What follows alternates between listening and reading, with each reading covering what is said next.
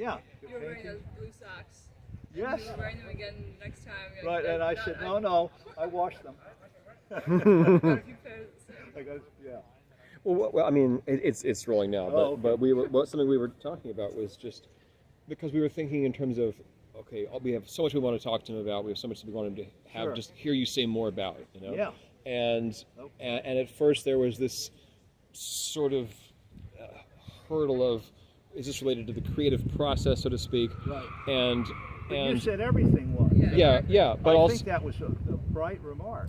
well, thank you for that. But and so in our subsequent conversations, something that we really were on the same page about is a window into the mind of a highly, almost singularly creative person. Oh, wow. is going to, no matter what angle you look in from, you're looking into a creative brain.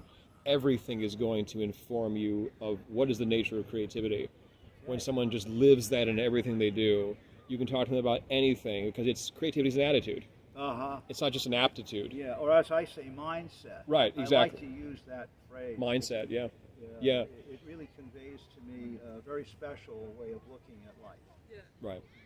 And that there's a plasticity to your mindset. Yeah. That people who are looking to because remember when we were talking about, when we were going over the notes from the first talk, I was telling her that there was something that you'd said that made me realize it was about the sort of the iconoclasm, of your own artwork, and always having a voracious appetite for learning, but always being on the outside. Yeah. And always kind of going to the beat of your own drum. And it's not like I had no clue that I had some of that, but in the course of talking to you, I realized, that's sort of how it's always been for me too. Yeah. And I thought, well, I realized that in the time that I've known you, that you and I are square pegs in a round hole, so to speak. I was surprised to hear Jas surprised you with that. I thought that was clear in his, understanding. I think it takes a person some time and for me maybe it's taken longer to reconcile yourself to that, as opposed to just always thinking that you're not doing something right. Right. If it's not just coming together the way that it comes together for people who are following more of a matriculation pattern through life, so to speak, and the idea that it's not that it's not working. You're doing your own thing. You're on your own path, and that's always been working. And it's hard to give yourself permission to say that about yourself. Yeah, I think that perhaps other people didn't permit you. That's what I'm thinking. Mm-hmm. And I think I was really uncomfortable in my own skin for many, many years. Really self-conscious. I mean, debilitatingly self-conscious. Okay. And we should interview you. Well, this is interesting. Yeah. Dr. Freud of the white courtesy phone. Hypotheticals for the two of you. Mm. Yeah, we do. Yeah. Shall we Yeah. steer back to the... Definitely. Okay. You were going to tell us about, what was it? Root. Well, actually, yeah. What I wanted to ask you about. You said you enjoy going to the dentist, but you've had 9 root canals. Yeah. To me, the picture of someone who likes going to the dentist is someone who's never had any serious work done. But you said you said you actually liked the pain of it, and it's not obvious. That's quite a statement. It is. But I'm going to tell you the story. Okay. Are we on? We are. We on. All right. And so are you. Are we rolling, Bob? We're We're rolling. Okay. I'm about 15 years old. My next door neighbor is an Italian-American dentist, man of about 40 years old at this time. So we're now talking in the mid to late 50s. So I called him up, and he was our dentist and our neighbor. So I said, Andrew, I'm having a little bit of pain in one of the molars, and can I come and see you? We had that kind of a casualness. My father was a patient, his sister, my mother, my sister, all went to Andrew. So Andrew says, come on down tomorrow at about 4 o'clock. So I go there at 4 o'clock, and Andrew is old school dentist. So that means that when you have a flush or a rinse in your mouth, you spit into a little kind of a porcelain sink, okay, which of course would not be done in any way, shape, or form today. But that was what you did. You had the rinse, you spit. Okay, so he also would drop implements, pick them up off the ground, go like this, and continue working. Okay, and as he got older, he had a bit of a slight tremor. So he would be in your mouth with a little bit of shaking. And one time, he drilled in my lip, and that hurt, I must say. And this was the way to establish, have a benchmark of the degree of pain that I could accept. So the next time I went, he was very apologetic. He said, it'll probably go away in a week or so, not to worry. This is wild. It wasn't his lip. But anyway, on this one occasion, he said, okay, we're going to have to drill on this particular tooth, and you have some amalgam in there, and it has to come out, and we put new amalgam in. I think now they very seldom ever do that. Because, amalgam, what is that? well, amalgam is a mixture of metals, and it probably had a little mercury.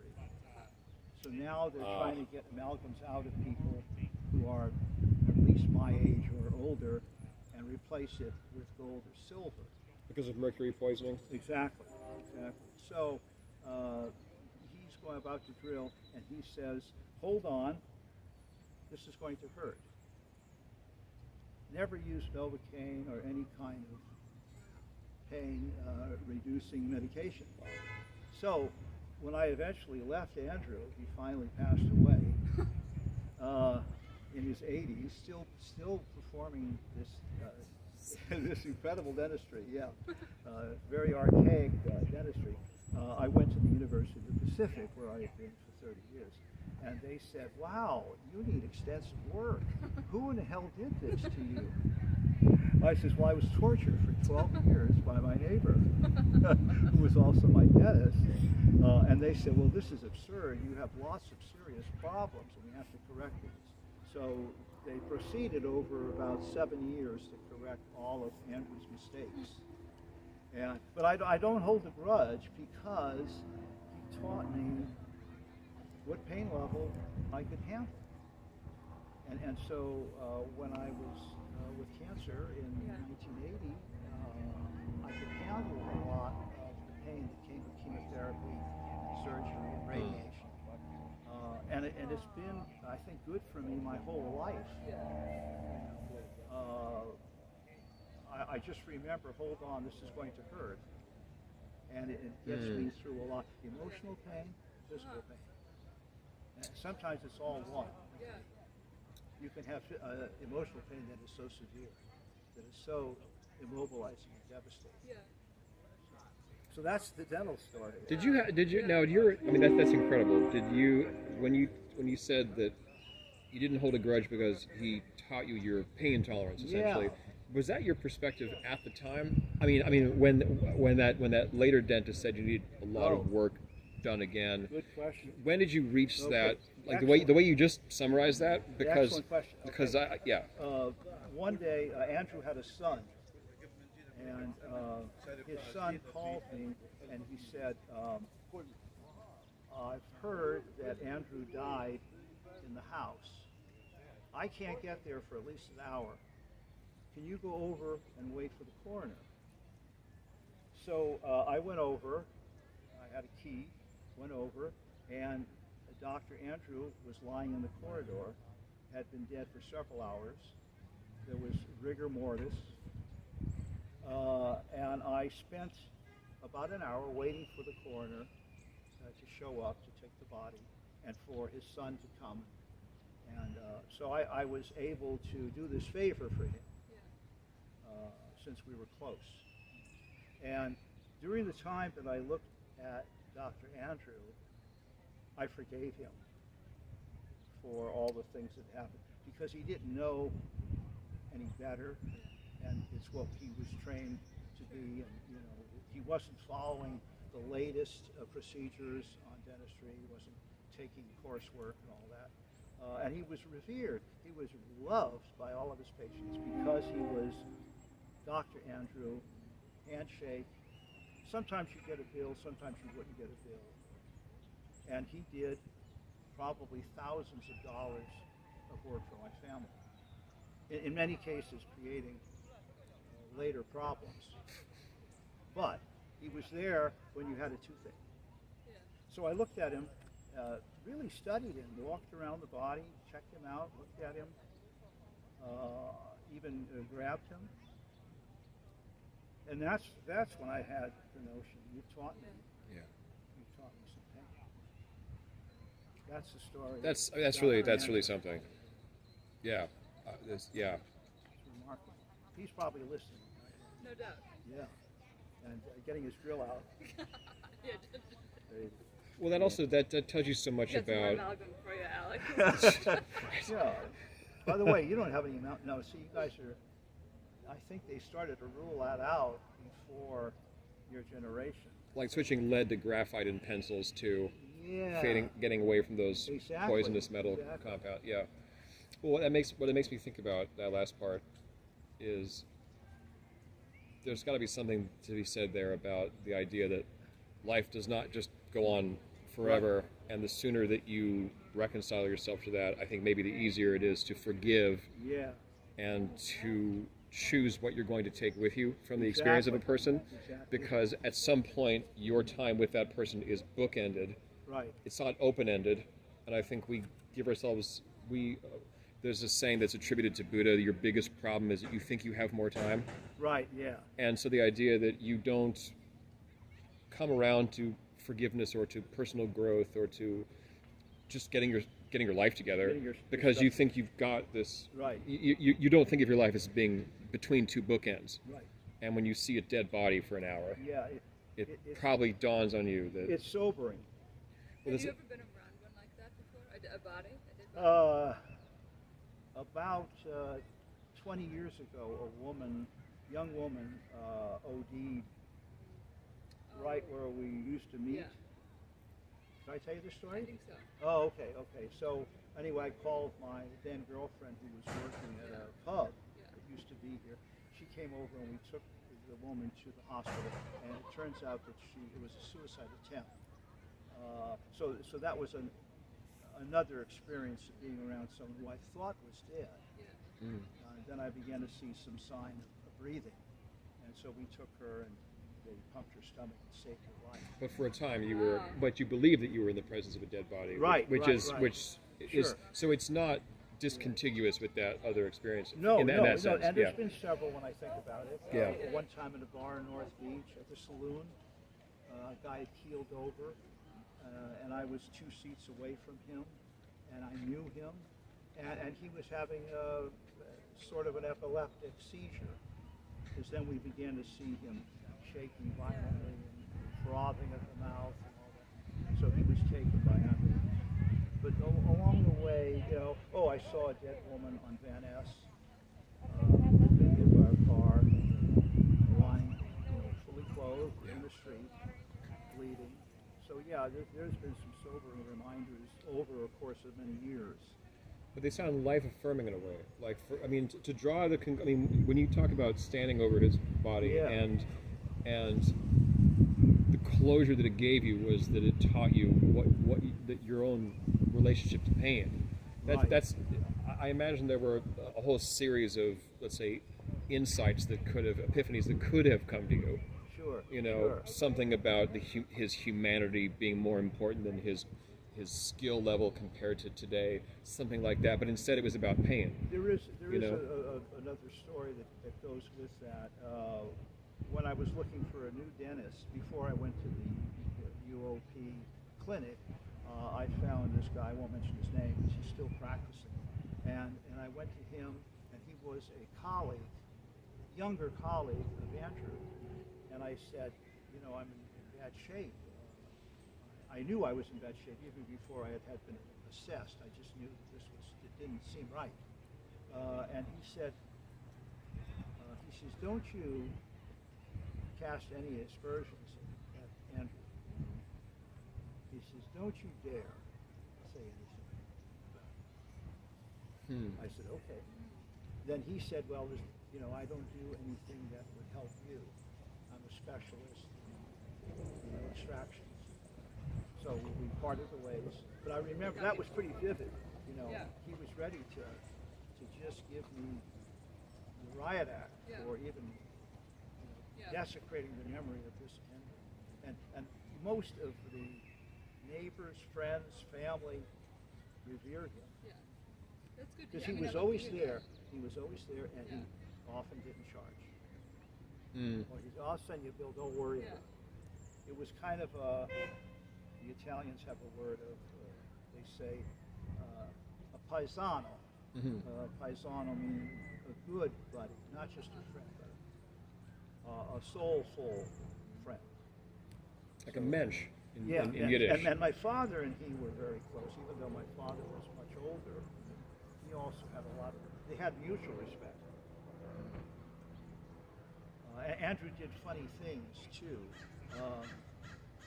I would see him in the backyard picking up these big boulders by himself, walking across the field to one end of the garden and placing them down, going back, getting another one, maybe they were 20 pounds or so, and placing it on the other side. And I said, Andrew, why are you doing that? He says, I've got to exercise. I'm standing all day, I've got to exercise. So he would move boulders. Yeah. Next week he'd move them back. Incredible things like that. He also had a penchant for getting mad at the city. He was really mad when the city would order us to, people who own property had to keep their cement in front of their homes from cracks. And they still do it, but not as vigilantly. But from potholes, from cracks, from serious damage that would cause you to fall and then maybe sue me. So he got pissed off because he didn't like the idea of being told that. So he went out one day, rented a jackhammer, and destroyed some of the cement that was questionable, and then he filled it himself. Wow. Yeah, but it was again a bad job. Wow. Not only bad Yeah, dentistry, kind of not but good bad dentistry. cement work. Yeah. This is an astonishing person. Yeah.